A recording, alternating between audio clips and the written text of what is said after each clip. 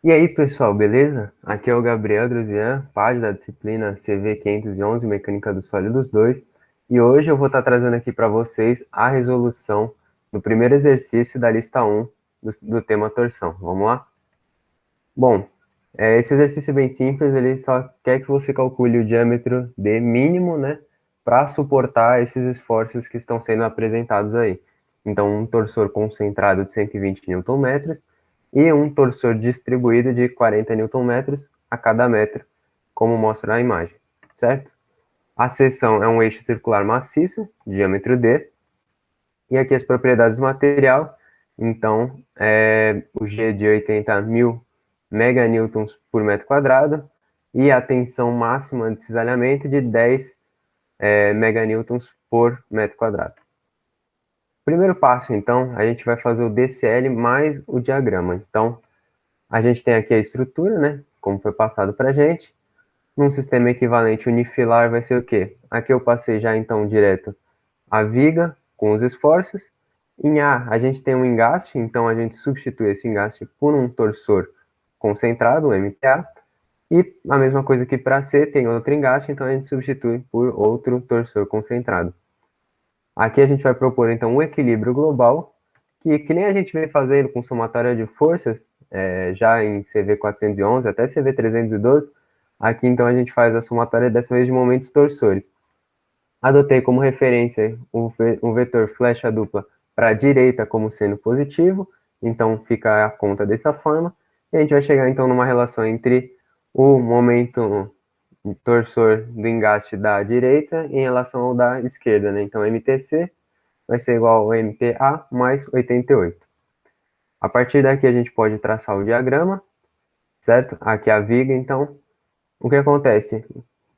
Observando da esquerda para a direita, a gente vai ter primeiro o MTA somente agindo, então sobe o MTA aqui. Nesse trecho de A até B não há nenhum torsor atuando, né? Não há nenhuma, então não vai ter nenhuma variação constante de valor do MTA. A partir daqui ele vai dar um salto, porque tem um torsor concentrado, então ele vai dar um salto. Como eles estão no mesmo sentido, dá um salto para cima de mais 120. E a partir daqui ele vai variar linearmente, porque atua um torsor distribuído, que atua no sentido contrário deles, então vai diminuir linearmente de 40 Nm a cada metro. Ou seja, no final desses 0,8 metros, você vai chegar num MTA mais 88. Observe que é exatamente o valor do MTC que a gente chegou de equilíbrio. A partir daqui, então, nós temos o nosso DCL, o nosso diagrama já para essas reações. O segundo passo vai ser a compatibilidade de giros, certo? Então, a partir aqui da nossa estrutura, do nosso diagrama que a gente acabou de fazer, a gente vai analisar a equação do giro. Perceba, essa é a equação do giro que foi passada para vocês, correto? Nas aulas. G e T vão ser, né, as propriedades aí da seção, do material e da seção, respectivamente, e eles vão ser sempre constantes por trecho. A gente sempre vai trabalhar dividindo os trechos da nossa viga de forma que G e T seja constante. Eles vão sair da integral. Dentro da integral vai ficar, então, apenas mtx dx, que se você reparar, integral de mtx dx, como vocês viram já em cálculo 1, por exemplo, nada mais é do que a área do diagrama de mtx para o trecho analisado. O que significa?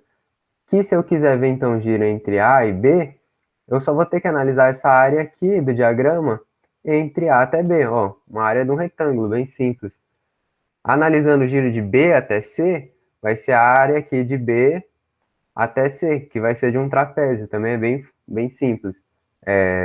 Não vai ter que integrar nada tão complicado, é só fazer cálculos de áreas simples. Então, a condição de compatibilidade diz o quê? Que o giro relativo entre A e C é zero. Por quê? Porque é uma viga bingastada. Então, o giro relativo entre os dois engastes tem que ser nulo. A gente sabe o que também? Que o giro AC nada mais é do que o giro em A, mais o que girou entre A e B, mais o que girou entre B e C, como mostra aqui. A gente sabe que o giro em A tem que ser zero, é nulo porque é uma extremidade engastada, certo? Então a gente vai chegar exatamente que o giro de A até B mais o giro de B até C tem que ser igual a zero. O que significa exatamente que o que girar de A até B tem que desgirar de B até C, entende? Por isso que menos πAB vai ser igual ao φBC, como a gente vê nessa marcha de cálculo aqui. Dando continuidade, então, à compatibilidade de giro, lembrando aqui o nosso diagrama do momento torsor. Lembrando, então, aqui de novo a equação do giro, já tirei o G e T para fora, mostrando aqui que ficaria só mt de x, que nada mais é do que a área entre dois pontos, né? Se a gente estiver analisando entre o ponto Azinho e Bzinho, nada mais vai ser do que exatamente essa conta da área do diagrama entre A e B sobre o G desse trecho vezes o IT desse trecho. A área entre A e B, como eu falei, a área de um retângulo, base 1,2 metros, altura MTA. Já a área BC é um pouco mais complicada, porque é um trapézio, mas também nada demais. Base maior, MTA mais 120, base menor, MTA mais 88, vezes a altura, 0,8, dividido por 2, a área do trapézio. Dessa forma, a gente chega nas seguintes áreas, melhor escrito. Fazendo a compatibilidade, então, aqui a gente chegou nisso, né, quando a gente viu, ali no slide anterior. Substituindo, então, por essa forma, né, do giro, que a gente acabou de ver também aqui como que a gente chega, que vai ser a área sobre G e T. Como G e T é igual tanto para AB quanto para ABC, você pode cortar eles aqui, né, você simplifica. Então, você chega que a área de AB tem que ser igual a menos a área de BC, ou vice-versa. Substituindo pelas áreas que a gente viu aqui em cima, você chega que menos 1,2 MTA igual a 0,8 MTA mais 83,2. Simplificando, né, passando o MTA tudo para um lado, chega aqui, e portanto, você chegou pela compatibilidade de giro em um dos valores dos momentos torsores de reação, no caso, MTA. Como a gente tinha visto aqui, né, no nosso DCL primeiro, esse era o esquema. Achando MTA de menos 41,6 Nm, o que significa, o menos significa que a gente errou o sentido, então ao invés dele estar para lá, para a esquerda, né, o vetor flecha dupla, ele está para a direita. A gente tinha visto lá da condição de equilíbrio global que MTC nada mais era do que MTA mais 88 Nm, portanto, menos 41,6 mais 88, vai dar para a gente um MTC de 46,4 Nm. Sinal positivo, acertamos o sentido deles. Aí para a direita, então, um vetor flecha dupla de 46,4 Nm. Agora sim, a gente pode traçar todo o diagrama, é bem parecido com o que a gente tinha feito antes, então aqui eu já pulei direto para o diagrama de vocês, mas o que você vai fazer?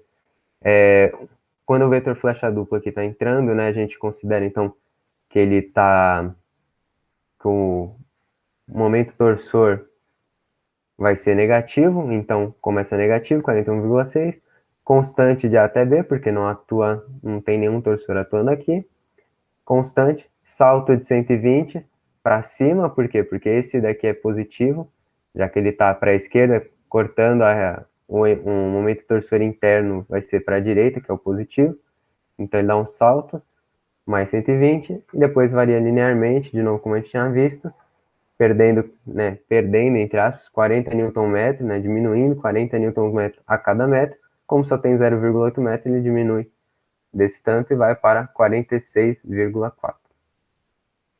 Daqui a gente tira, então, um momento torsor máximo que atua na nossa viga. Como a viga tem constante na sua seção e na sua propriedade do material, vai interessar para a gente o momento torsor máximo da viga toda. Se ela, por acaso, tivesse seções diferentes, como acontece em outros exercícios, aí você tem que pegar o momento torsor máximo para cada trecho, né, de seção, com a mesma seção, para você poder analisar. No caso, então, aqui eu peguei o valor máximo, porque é tudo uma seção única. Por fim, então, aqui a gente vai analisar a tensão, certo? Lembrando que a seção é um eixo circular maciço, o que faz a gente pensar, então, nas seguintes fórmulas, né? O momento de torção IT πd a quarta sobre 32, enquanto que o tal máximo que atua nessa seção é de 16 mt sobre πd ao cubo, que vai ser nas extremidades, certo? A gente viu que ele varia linearmente do centro até a borda, e aqui é o máximo que é na borda. Então vai interessar para a gente, como a gente quer analisar a tensão propriamente dita, a gente vai usar essa equação aqui. Lembrando que d ao cubo vai ser constante, né? O diâmetro é constante durante toda a viga, então a gente vai usar o momento torsor máximo, como eu já tinha explicado anteriormente. O momento torsor máximo a gente achou de 78,4 newtons-metro, que passando para quilonewton-centímetros, 7,84. As propriedades do material, relembrando que já tinham sido mostradas antes, estão aqui, onde o tal máximo que a gente vai usar, perceba que dessa vez a gente não vai usar o G, foi dado, mas não vai ser utilizado, o tal máximo passando de meganewton por metro quadrado para quilonewton por centímetro quadrado, né? Eu busco sempre utilizar, você fica à vontade nas unidades que você preferir, eu procuro sempre utilizar quilonewton centímetros e quilonewtons por centímetro quadrado. Presta atenção sempre se você está compatível nas unidades. Então, por exemplo, nessa equação aqui, usando quilonewton centímetro em cima e centímetro ao cubo embaixo, você chega em quilonewton por centímetro quadrado. Viu como fica tudo compatível? Então, tem que tomar esse cuidado. Passando aqui, fica dessa forma.